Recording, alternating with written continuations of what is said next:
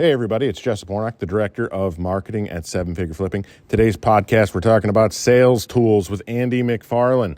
I know we just did one from Andy McFarland, but you can never have enough Andy McFarland. He's Bill's mentor. He's one of the best in the business, one of the largest wholesalers in the country. When he talks, we listen. And guess where else he's going to be talking? Flip Hacking Live. It's coming up. It's in October. If you haven't got your ticket, what are you doing? The price is going up. The ticket link is in the description of this podcast. We'd love to see you. Come see Andy McFarland at FHL. That's enough from me. Here's the podcast. My name is Bill Allen, and I'm the leader of a group of elite house flippers and wholesalers called Seven Figure Flipping. We don't brag or show off our success, but instead let integrity and stewardship be our guide. We are dedicated to helping people unlock the freedom they desperately need.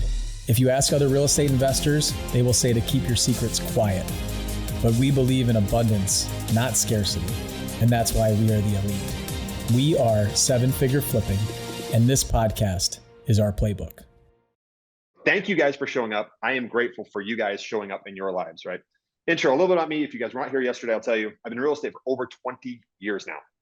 Over 20 years. And I know my face doesn't look like I'm that, like I'm that old. I used to get sellers that come to me and say, you can't buy my house. You're only like 20 years old. You can't buy my house, right? And I still have that baby face. But been doing it for over 20 years now. I've got a team of people that help me buy and sell real estate. Been doing probably over 2,000 properties now. I don't count them really anymore, but it's been over 2,000 properties. We still do over 100 properties per year. But I have a wife and 4 kids. I live in Utah, and I'm living the life that I didn't even know was possible when I wanted freedom 20 some odd years ago. I didn't even know it was possible. I don't post on social media. I have no social media accounts where you're going to see that stuff because all those things I do are for me. But I have been blessed to live a wonderful life of travel and enjoyment and doing what I want with who I want when I want. I live that freedom life. I promise you guys I do. I was going to show you guys, read you guys in my journal where I've been the last 8 months, but I'm not going to do that. But just suffice it to say, I'm living a very blessed life and I am grateful for it. And it's for me and it's not to show the world. Okay. Today, what I want to talk to you guys about, Bill said this, sales, right? So Mike had the greatest intro to this ever. If you guys looked at that postcard, like you can take that postcard, send that out, and you will get calls.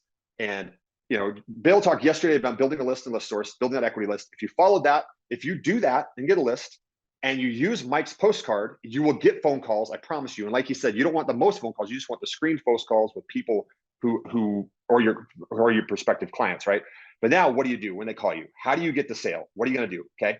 So number one, I would say, we're not going to talk about leads here today. Mike did a great job about how you can get phone calls with direct mail. But number one, I would say, answer your phone.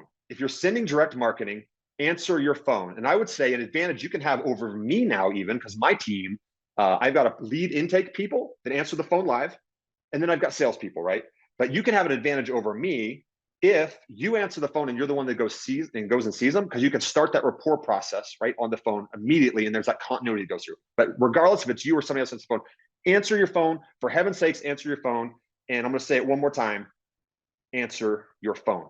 And you think it's common sense, and absolutely it is not common practice. People will spend money on marketing, they'll do all the right things and not answer the phone. It drives me mad. Answer your phone, okay? If you get nothing else from this, answer your phone. Number two, I want to echo what Mike said there. Consistency is king. You can send out that ninja postcard that Mike's got, and it's awesome and it's dialed, but do it consistently. If you do it consistently, that works. So if you do those things, if you do them consistently and you answer your phone, you will get leads. Okay, now what the heck do you do with leads once you get those leads, okay? I'm going to tell you guys, and I've got 18 minutes to do it, so I could probably slow down a little bit, but I've got a lot of content I want to give you guys. I have closed hundreds of sellers. Closed meaning I've been in their kitchen table with them, knee to knee, talking to them about their situation, and I've signed contracts at the kitchen table hundreds of times. I don't do that anymore in person. My sales reps do that, but I teach them these same practices, okay? I teach them to do the same thing. And the step one to that is, it's a thing I call pre-work.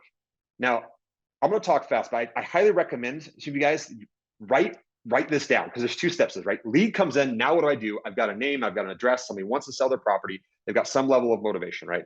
Pre-work starts here.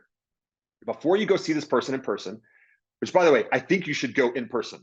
I'm a big fan of closing in person because you can get a lot more, you can read a lot more, they'll be more truthful with you.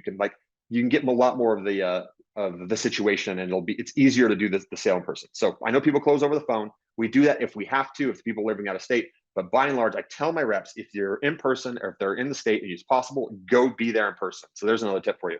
Go in person, in my opinion, okay? But before you go to their house, you have their property address, right? So you have to do what I call pre-work, right? Here's what it consists of. I have their property address. I will put it into Google. I'll put it into the search engine, right? Google. You know Google Earth? You guys have seen this, right? You can click on it. You can see the picture of the house on the street, right? I'm going to put in the address. I'm going to look at the picture of the house on the street. I'm going to use that cool little button and spin around. So basically, I'm going to be right in front of their house. I'm going to spin around and see the neighborhood, right? Then I'm going to click out of that and I'm going to get that, that map view of it. And from that map view, I can see, are there major freeways around them? Are there schools around them? Are there parks around them? Is there a junkyard next to them, right? These are all the things that I can see. What am I getting there? I've got, with the 30 seconds, the first 30 seconds of doing that, I've seen the house. I know what it looks like visually. I know what the neighbors look like. And I kind of know what's in the general neighborhood, right? So that's highly important that you can see that stuff, right? So do that. Number two, then go get the specific property information that you can find online. So online, you can find the information about like, what's the date it was built? What's the square footage? What's the bedrooms, bathrooms, garages, things like that, right? So you can get that technical information on that. And then if you can, I would get an old MLS listing, multiple listing service. Some of you guys are not real estate agents, but connect with a real estate agent if you can and get that old listing. If there's an old listing, it'll show you all the specs on the house. And if you can't get that, get the tax information, tax data information, right? So now you know what the property looks like. You've got the tax information, right? So you know what property you're analyzing, right? That's what's important because you're analyzing. This is pre-work. And by the way, this is going to take you about 15 to 30 minutes when you get good at it before you go see this person. I'm going to talk about why it's important before you go see the people, right? But you're getting to know the house. This is all the stuff that's just the data-driven stuff. Now that I know the house, I know what it looks like, I know the stuff surrounding it, and I know the specifics on it, I'm going to start pulling comparables. I'm going to pull 3 different types of comparables, okay? By the way, guys, people think they'll tell you like, what's your house worth? If you ask anyone, what's your house worth? If you ask an appraiser, what's your house worth? What are they going to tell you? To who? For what? For what purpose? Is this for a refinance or a resale or what are you trying to do here, right? Real estate values are pretty subjective. They're subjective, right? What's it worth when it's fixed up? What's it worth now? What's it worth to a developer? What's it worth to a landlord? I don't know. What's it worth, right? So because it's subjective, right? It's not a super efficient market that way.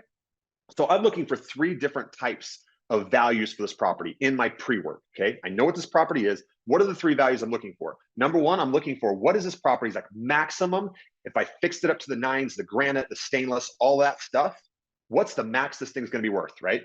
So I'm looking for that max value. People might call it an ARV, after repaired value. So you need to know that, number 1. What is it? What's the max potential on this if it's all dolled up, okay? Number 2, and I wanna look at some evidence for that. And you'll kind of see, right? Some evidence for that.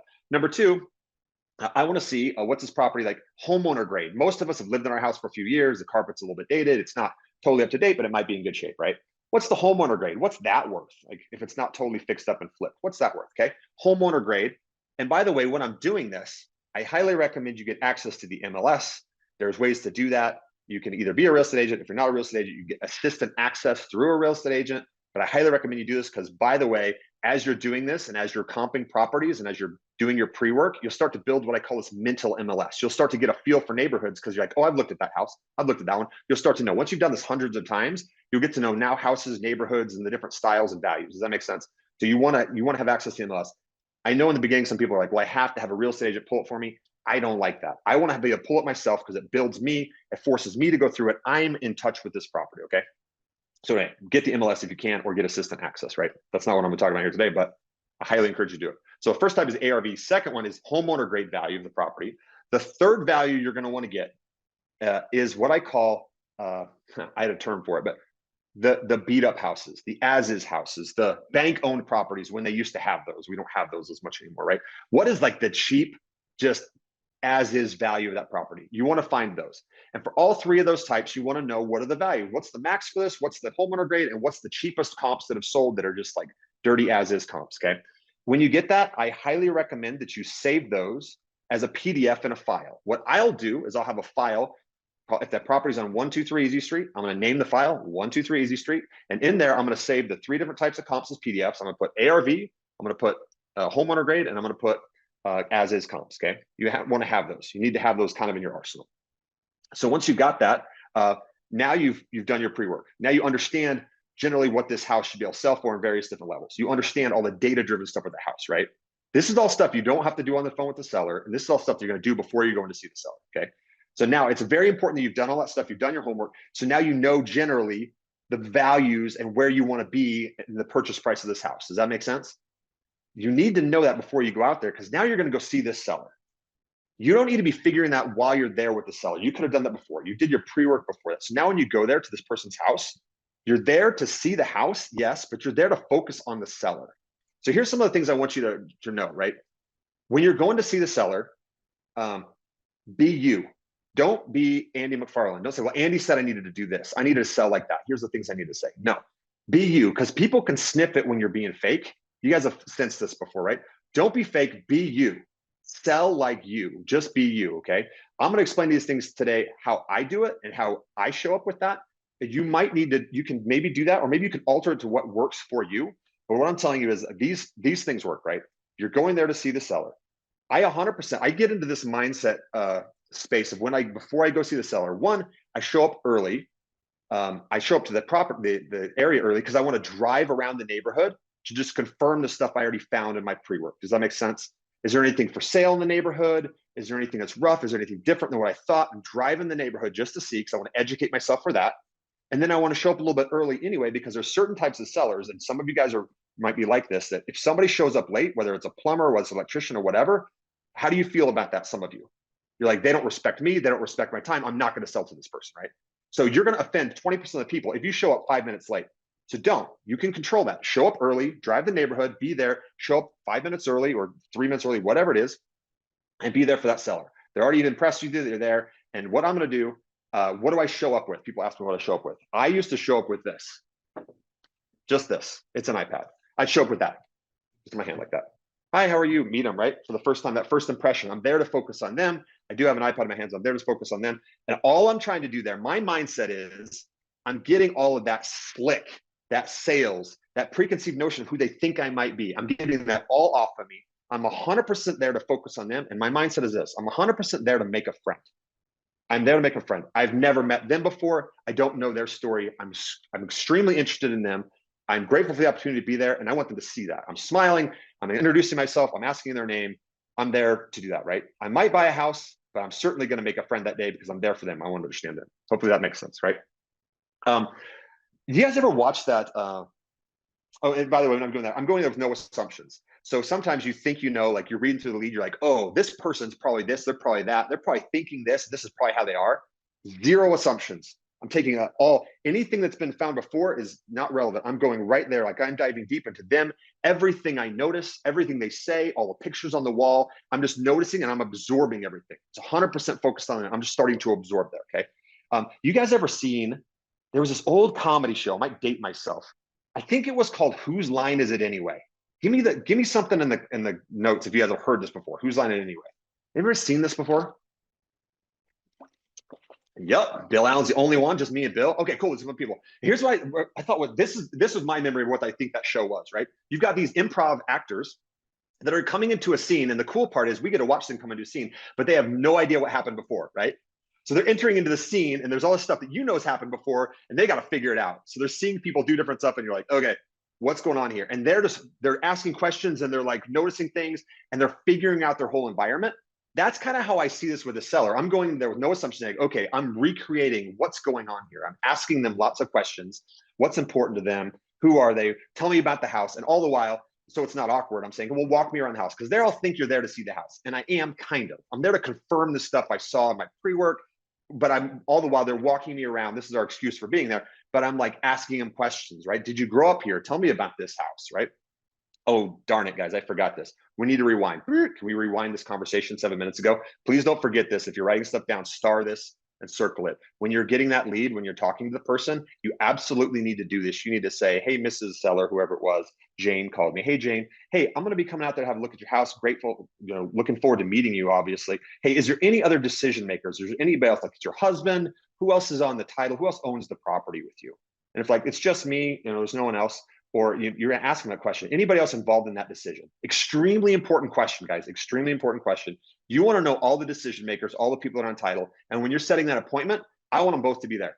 If they're like, oh, my husband works, you can just meet with me.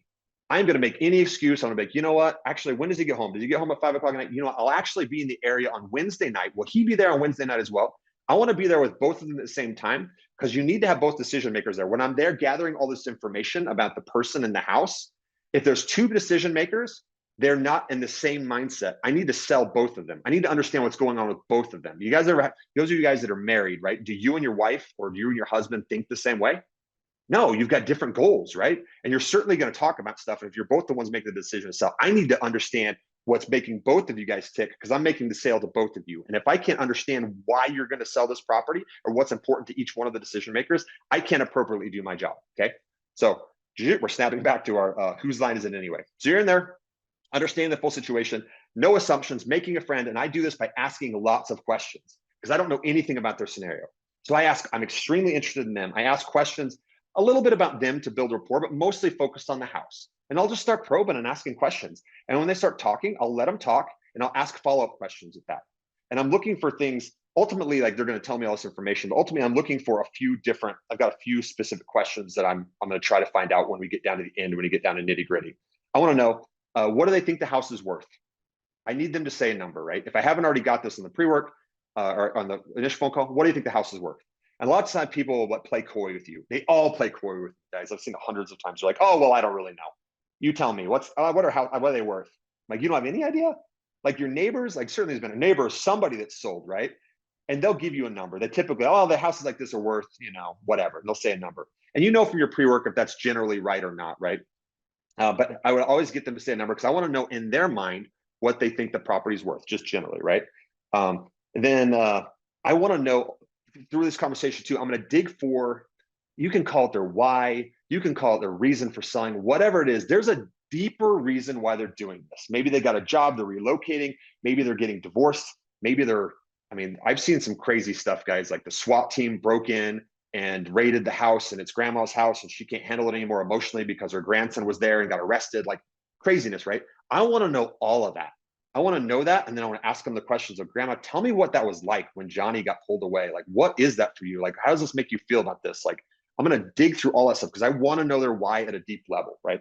So I know we don't have time to go through all these questions. Suffice it to say, I'm going there to make a friend and understand the whole situation about them. And until you can do this, in my opinion, until you can state for them, so if I understand you right, Mrs. Seller, you want to sell this house because and you want to sell it on this day, and you don't want to have to do anything. And you restate back to them everything that you just found out, or whatever those things are, until you can state all that and they say, yes, that's exactly right.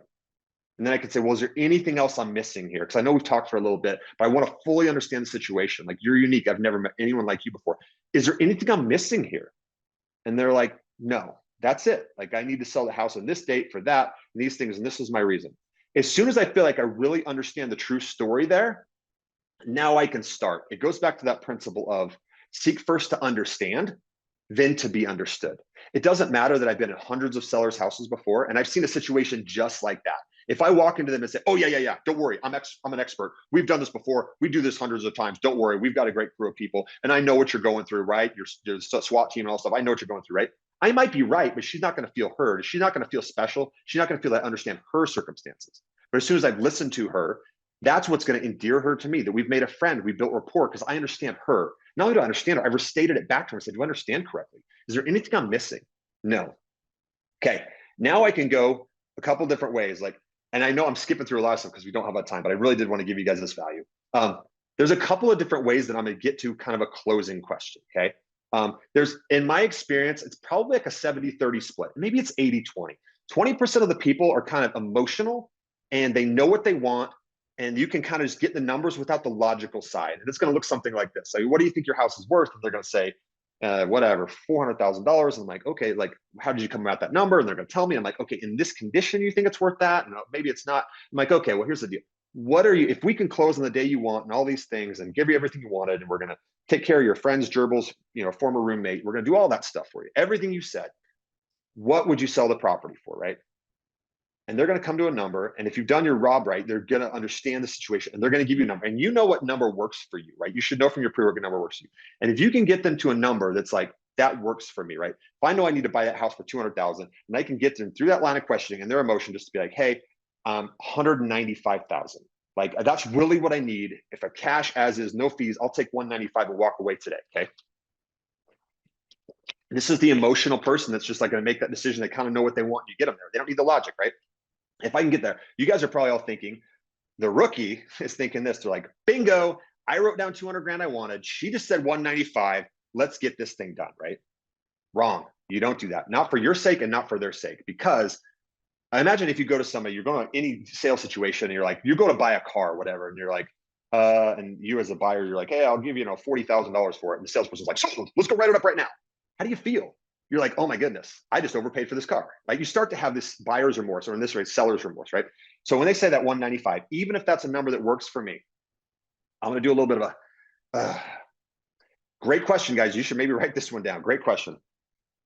Okay, Mrs. Seller. So if I understand you right, if you can't get $195,000 for this house, then you won't sell it. You sense the silence here? It's a little bit awkward. You want me to talk, don't you? Ask that question. I didn't say it was a bad price. I didn't say anything about it. All I said was restating to her what I heard her say. So if you can't get $195,000 for this house, then you're not going to sell it. And at that point, you're either going to see them like, well, that's fair. That's the price. I mean, I'm not going to go any lower. That's the price. Or they're going to say, well, I mean, I don't know. What were you thinking, right? If they waffle a little bit, this is why you're in person, right? You feel this body. If they waffle a little bit, you're like, okay, there's a little bit of room there. And if they stand firm with that. But either way, and if they waffle, you can go a little bit lower, you can work something, right? But either way, I call this setting the hook. I want them to feel like they fought for it. I need to set that hook there and be like, let them feel like they won. Because even if I say, okay, great, you know what?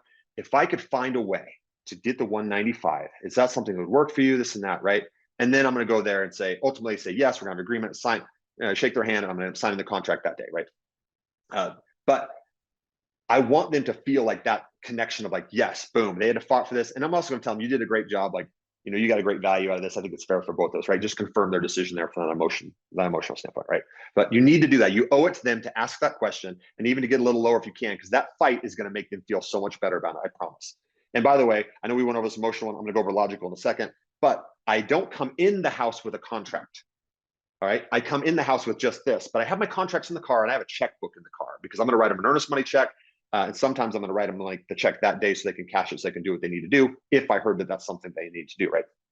But I always have a contract in the car, and I'll always kind of ask them like, hey, is this even something you're willing to do today? If the decision makers aren't there and they're not willing to make a decision today, they're certainly not going to get a number out of me. What they're going to get is me learning everything, and they're going to come back a future day because I'm not going to make a commitment to them that they can't make to me. So make sure they can make a commitment. But if she's willing to make a commitment, is that something, if I can do the 195, is that something you're willing to do today? Yeah, I think so. Okay, him and haw, whatever. Let's do it. And I'm like, let me go grab the contract. And they're like, wait, you have a contract? I'm like, yeah, I mean, I always have a few in my car, just in case, to make sure we write this up, right? Now I go write up a simple one-page agreement, which Bill is giving away. You guys may have seen this yesterday, but have that thing, sign it up. We'll go on our way, right? That's the emotional person. That's the 20%, guys. That doesn't happen most of the time, okay? Most of the time what happens is people are logical. So I'm going to ask them a same questions like, what do you think your house is worth? I'm going to kind of walk down this with them logically. Another reason I brought the iPad is, have you guys seen the big calculator app? You've seen the calculator app? I like the calculator app because then they can like use it and I can plug the numbers in for them, or like let them do it. I'll even tell them, hey, do you have a cell phone or a calculator or something? Let's talk about this. So I'll say, what do you think your house is worth? What are houses like this selling for? And they're going to tell me, $400,000. Okay, great. Are you sure it's 400,000? Where did you come up with that number? If I like their number and if I can work with that number, because I've got 3 different types of comps, right? I've got the ARV comps, homeowner comps, and as is comps. If I can work with their number, say ARV is like 430, right? So they're a little bit low, more homeowner, like perfect. But if their ARV is actually like 350 and they say 400 and they're truly trying to hold me to that, I need to do what I call educating the seller at that point, right? I'm not going to educate them unless I need to. If they come up with a number that works, I'm going to let them have that. Because here's another thing you can write down. Perception is reality to people. Perception is reality. Whatever they think is true.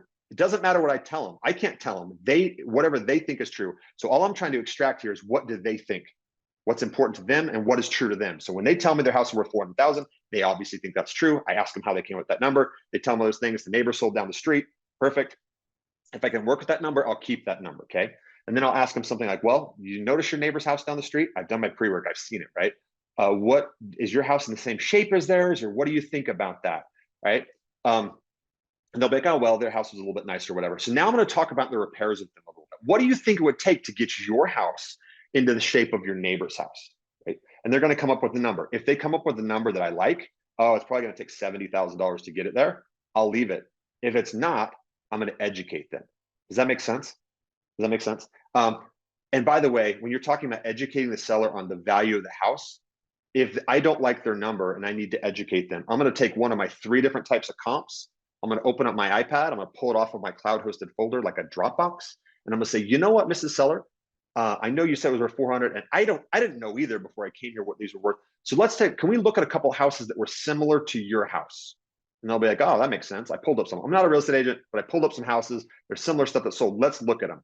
I'm going to pull it up and I'm going to scroll through the MLS listings with them of the houses that I feel are most appropriate, right? And I'm going to show them those houses, and we're going to discover together what your house is worth.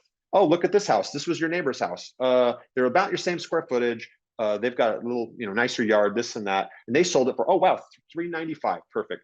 And then they sold it with a real estate agent. Did you notice that? They sold it with these 2 agents, and agents typically charge 3% each side. It's like 6%. There's some closing costs. But anyway, they sold it with an agent. You're right. There you go. And there's a little line there called concessions. Did you see that concession? They gave $5,000. They're like, what's a concession? Glad you asked. It's like closing costs, right? It's things like that. Maybe like a home warranty, or credit towards their loan fees, whatever, right? It's like that. So that's $5,000. So I'm gonna show them that. I'm gonna scroll through about 6 other comps, right?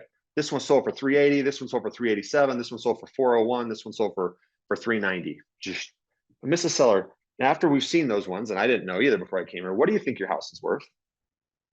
How are they going to tell me at that point their house is worth 450? They're probably going to say from those numbers, 390. Okay, cool. Right. So that's kind of how you'd educate somebody if they need educating on that first number. Then you go to the second number. What's the house, what the repairs on the house, their number, not my number. They come up with that number. And I say, look, it's a typical, this is like the logical close, right? Okay, if you sold your house for $390,000, like your neighbors did, they paid a real estate agent 6%. There's some closing costs there. Let's call it 8% or 10%. So 390 minus 10%, what is that math? And they're like, oh man, that's $39,000. Yeah, so I don't know what that math is. Okay, it's somewhere in there. So you got down to whatever, I don't know what that number is, 660 or something, okay? And now you've got some repairs. What do you say the repairs were? And they're like, $70,000. Like, okay, if I like the number, see how I'm backing off all this number? We're going to get to a number at the end of that, and they're going to be like, Andy, are you offering me $270,000 for my house? And I'm going to say, look, I like you. We're friends and stuff. I'm a real estate investor. I do this to make a profit. Like, I have to make some money on this. And what do you think is an appropriate profit? Right. And they're like, I don't know what you do. I'm like, well, what would you do this for? Changing places, right? To buy a house, take the risk and put $70,000 into it and hope the market's good when you sell it. Like, what would you do it for? I'm like, I don't know. How much do you normally make? But this is going to be a conversation. They're going to say a number, right? And that number's coming off of there too. And then they're going to be like, are you offering me $230 or whatever $1,000 for my house? And I'm going to see their reaction there, right? And I'm like, well, I don't know. I mean, we just did the math together. What do you think about that? See where I'm going here? Logical. All came from their value, their remodel, appropriate profit. We talked all through that together. So every line item was true. Now we're to the bottom. They're asking me that. I have not made them an offer. I'm not making them an offer. I'm watching how they react to that offer. And they say, oh, 230. How do you feel about that? And they're like, oh, well, I was kind of thinking it was something like that. I was kind of thinking that, right? Or they're going to be like, there's no way I would ever sell it for that. No way. Like, okay, well, what were you thinking? There was a number. I would never sell it for a penny less than, right? They're going to sell me something right there. I'm going to get that from them. But you can see how I can get them to a logical way. They're going to say this number, and I haven't had to make the offer. I haven't even made that offer yet, but I have the opportunity. If they come and say 230, I'm like, okay, was that something you would sell for? If I could do that, is it something you're even willing to do, right? And then if they're like, if you were willing to do that, I'm like, let me put my pencil to paper, see if there's something we could do. Let me think about this. And then I still might set the hook a little bit. I still might change some parameters. I still might go in there and say, maybe try to get 5,000 off or something, some sort of term, get a subject to in there. If you guys heard me yesterday, might try to do something just to set that hook to make them feel better about it. And then of course I'm gonna sign that contract today because I did this in front of all the decision makers. I knew all this stuff was important to each one of them. I'm gonna close them both at the same time, boom, together. We're gonna sign this today. So anyway, that's how I do the logical decision maker. And by the way, here's a great closing question too. I know I went through this fast and I don't think I have a lot more time. Bill can come on here and tell me that, but here's a great question. They trust you. They like you. You've spent time building a relationship with them. You're friendly. You just listened to them and they told you all this stuff was important and you restated it back so you understood them. You can't skip those parts, guys. You can't skip those parts. If they get to that place, you can ask them something like, if you're going to sell it to somebody, is there a reason why you wouldn't trust me with that? Would you trust me to help you with that, Mr. and Mrs. Seller? And it's going to be hard for them to tell you that they don't trust you, they don't like you, you're sitting right there, right? Is that something you trust me to help you with? Would you trust me to help you with that? Well, yeah, I mean, I guess we're going to sell it to anybody. I'm like, I know you have these problems, you have these things, you need to do this, you need to move by that date. And if I can get it done, and I'm going to restate all that stuff back here. We're at this number, this 230. So, Mrs. Seller, if I can buy this house for you by next Friday, we can get you leave all this stuff, and I can get you some money today so you can catch up your phone bills, so you can help your son do that, and you can do those things, all these things to understand. If I can do all that for you, and if I can stretch up to your 230, is there any reason you wouldn't trust me to let you help you with that? No, I mean, you answered all our concerns. Perfect. Let's do it. All right, let's do it. I think it's a fair deal for both of us. Let's do it. Okay. We're gonna sign it up right there. Does that make sense? So that's probably the 70%, maybe 80% of the way that I would close people like that. I would go down that logical road. And by the way, I was never deceitful. I was never like dishonest with them that way. I was just helping them come to a place mentally to do the things they needed to do anyway. So that was the sale, right? I wasn't trying to sell dishonestly. I know where they need to be. They've already told me those things. I understand them. If they're going to sell to anybody else, if we're going to have anybody else help solve that problem, why not me? That's the mindset I went to there. Why not me? And most of the time, I was pretty good. Most of the time, they're selling it to anybody, they're selling it to me. So, Bill, how did I do on time? You did great. And if you got more, you can keep going if you want to. I mean, I don't ever want to tell you to get off the stage. Okay. Like, Andy is the best. Don't you guys think? I want to be aware. Look at this chat. He's the GOAT, 20 years in the industry. Like, you could be in Hollywood. Nobody ever told me. I'll answer whatever questions you guys I got to turn my camera off.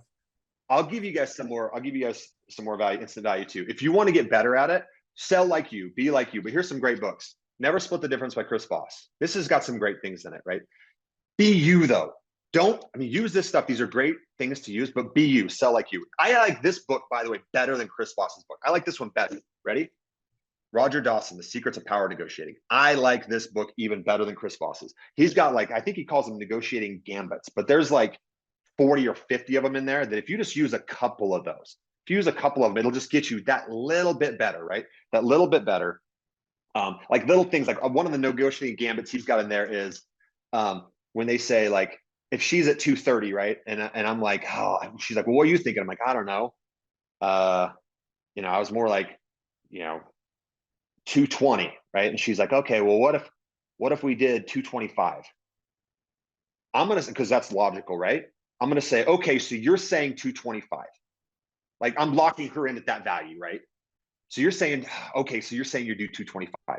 She split the difference. And I'm taking that 225 and I'm not locking in. I'm saying, okay, so you're saying 225. God, we're only $5,000 off. Right? Okay, what if we could? Do you see what I'm doing there? You see how that kind of worked? So little gambits like that he talks about, you can take that. If you just get good at those things, I'm telling you, you can crush that. And by the way, the sellers need you to do that. They need you to be there, to be a professional, to understand all the options, all the tools. Bill was talking about yesterday about seller financing training I did. Like the cash hammer, that's definitely one tool that most people, the only tool they know how to use. I'll pay you 230 cash. You owe it to yourself to be a professional, to know the other tools, to know the seller financing stuff, to understand if they've owned this property, if it's their primary residence and they've got tax-free sale coming here, tax-free gain, or if this is a property that they've owned for 40 years that they've bought for 30 grand that they're selling for $400,000, that they've depreciated the heck out of, and when they sell it, they're going to pay capital gains, and they're 65 years old and they're paying Social Security, and now they're going to have this fat gain put on top of them. Their Social Security, which was previously untaxed, is now going to be taxed, and they're going to deal with garbage, right? You need to understand that you can enter them into something called an installment sale, and it's better for you and it's better for them, and what that is and what that looks like. Those are just tools that you need to understand as a real estate professional. Don't get too, whatever with that right now. No, you're going to get a phone call from a seller. You're going to be on the phone with them. You're answering it live. You're going to send them Mike's postcard. You're going to answer it live. You're going to ask them some questions. Then you're going to go see that person. You're going to do your pre-work. You're going to understand the property so you can focus on them when you get there. When you get there, listen to them, learn their story. Don't assume anything. Get there with them. And if they're going to have anybody solve the problem and you understand their problem, why wouldn't they trust you with that?